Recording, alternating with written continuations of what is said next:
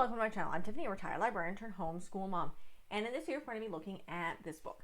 So this is Tune It Out. It's by Jamie Sumner. So this is an interesting book. It's about high school, middle grade. So it's in the children's section of my public library, though definitely could be read by teenagers. The main character is 12. So what's going on with our little main character is, what is her name here? Lou.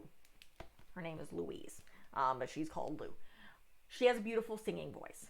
Her and her mother travel from place to place where her mother kind of pushes her to sing on street corners, at festivals. In the case where this starts off, they're in Lake Tahoe, California, and she's singing in a book cafe and bookshop, a coffee shop, where her mother was waitressing.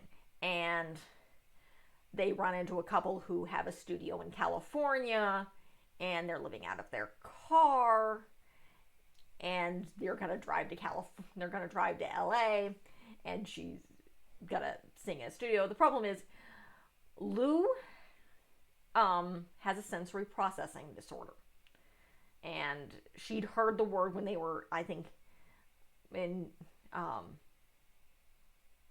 New Orleans or outside New Orleans when they were staying longest, and that she might have, they wanted to get her tested for autism when she was much younger, and her mother just disappeared.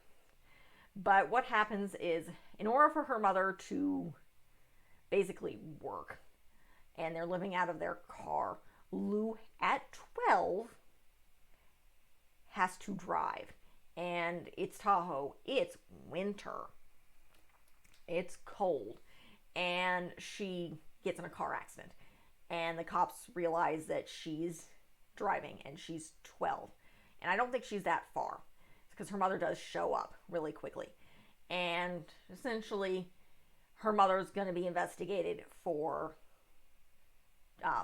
child neglect, and Lou is sent to live in Nashville, Tennessee, with her mother's sister Ginger, who's an attorney, and her husband.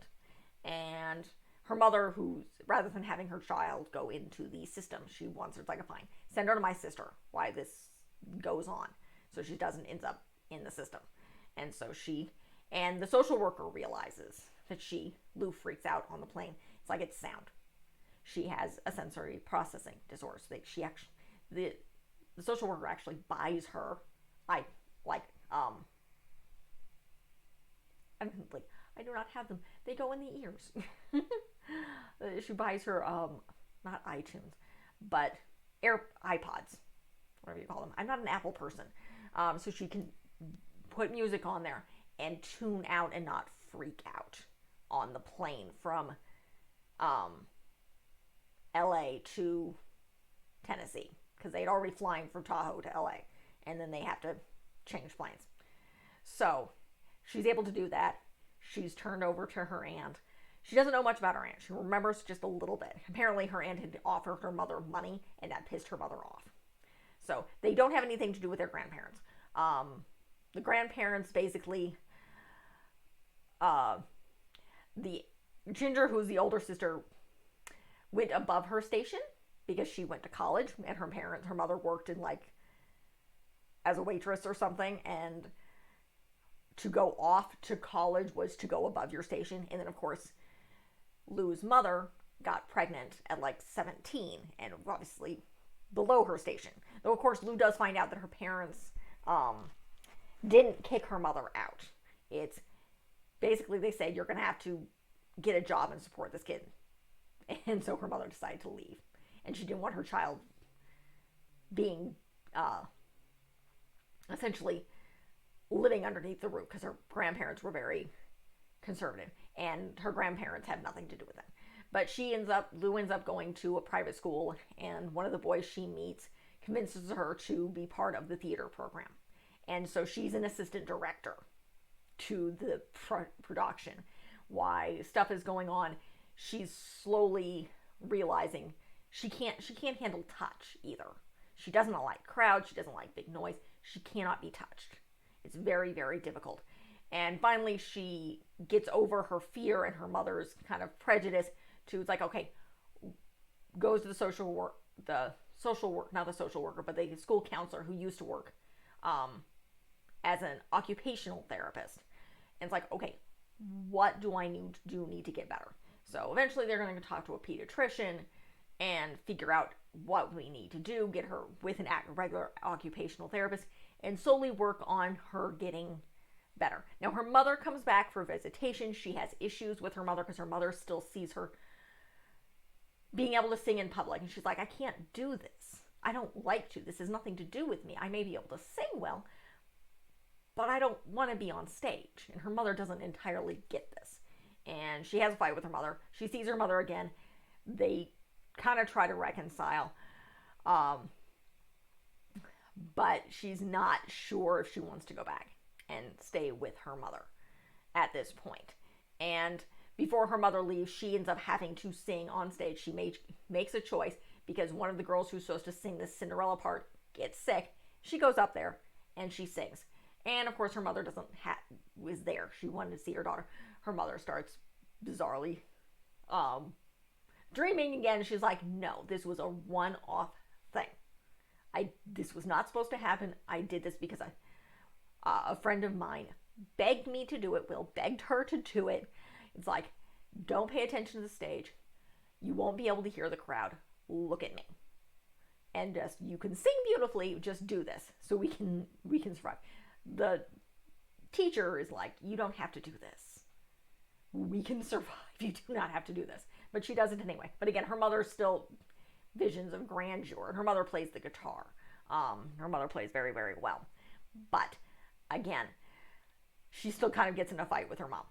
Eventually, she kind of reconciles, and the book ends with her staying with her aunt and uncle, her mother coming to Nashville, and her mother kind of having visitation, trying to get her life kind of stabilized.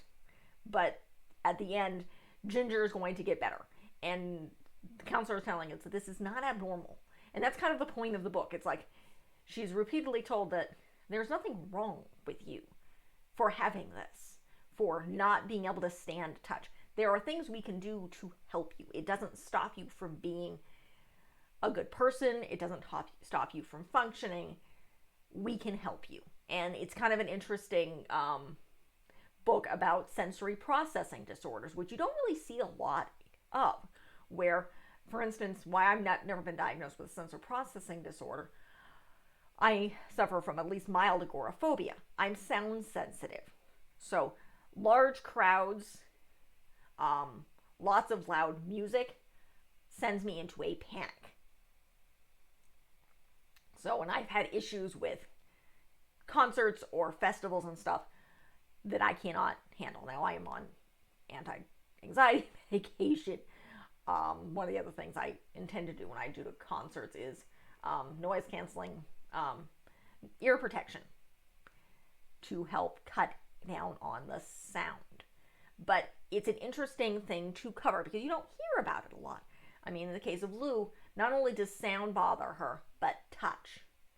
Touch is a big thing. And it basically sends her into a panic. She's like, do not touch my hand, do not touch my shoulder, do not touch me. It's like she does not want, she gets overstimulated and gets panic attacks just from being touched. And then again, from a lot of loud sounds, loud music. She doesn't want to be the center of attention because again, she's terrified. And so that's what this looks at. It looks at, from the point of view of this young girl, how she feels and how she discovers that no, there's nothing wrong with you. Yes, there's things we can do to help. No, there's no shame in how you feel. So that's what's really interesting and really, really good about this book. It's definitely the middle grade, or maybe late elementary. It's, how long is it? Okay, that's acknowledgements. There we go. That's fine. It's 275 pages, so it's an okay length. I definitely say late elementary, middle school, even high school. Great, great book. It's not really a book I would read to younger children because it's not, again, the main character is a 12-year-old. So late elementary and up would be a great audience for this book. For children who either have sensory processing disorders or have some other mental health problems, are struggling with that kind of thing, or struggling with something even like stage fright, this is a great book. If you're studying these different things as homeschoolers, looking at these different disorders, this is a great book to read because, again, you see it from the point of view of someone who's living it. And let me do a quick look. Let's see. She is from Tennessee. The author is exactly from Nashville. Let's see. No.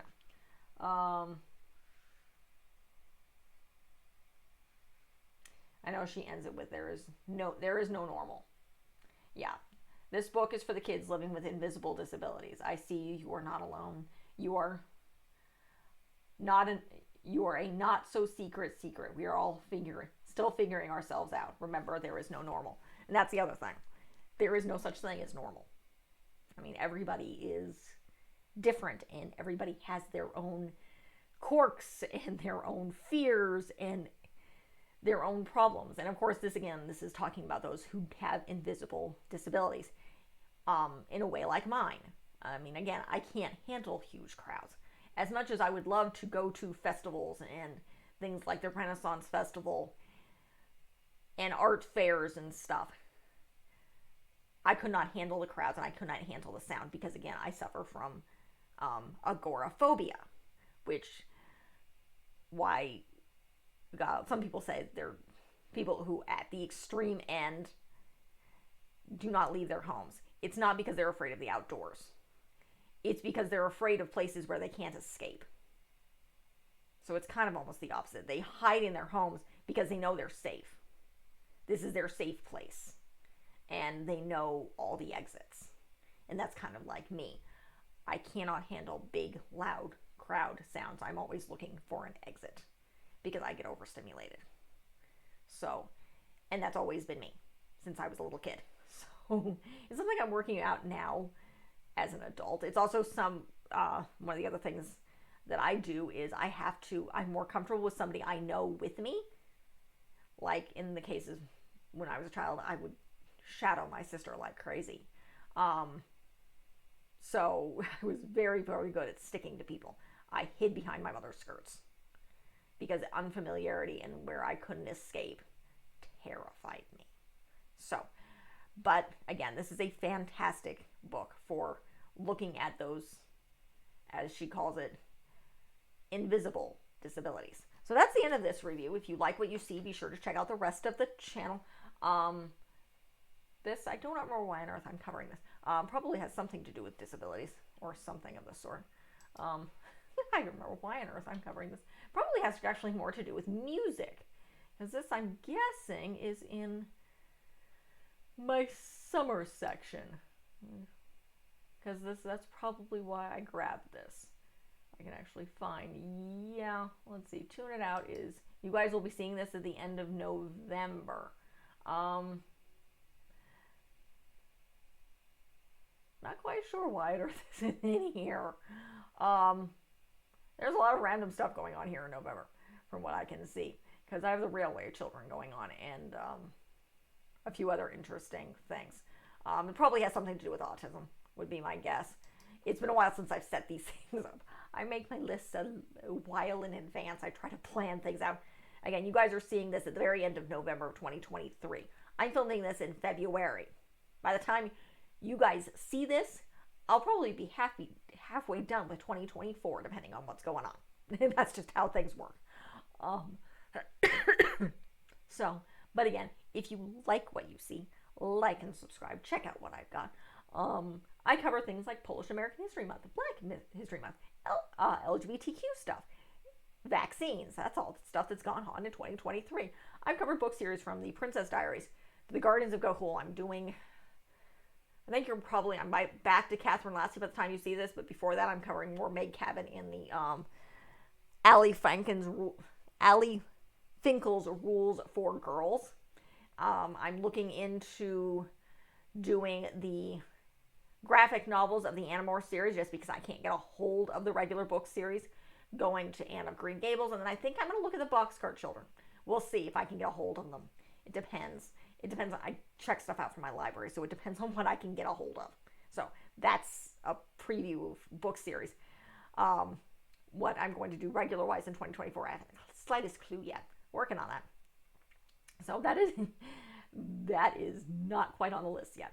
So like and subscribe, leave a positive comment if you have one, and check out what I got.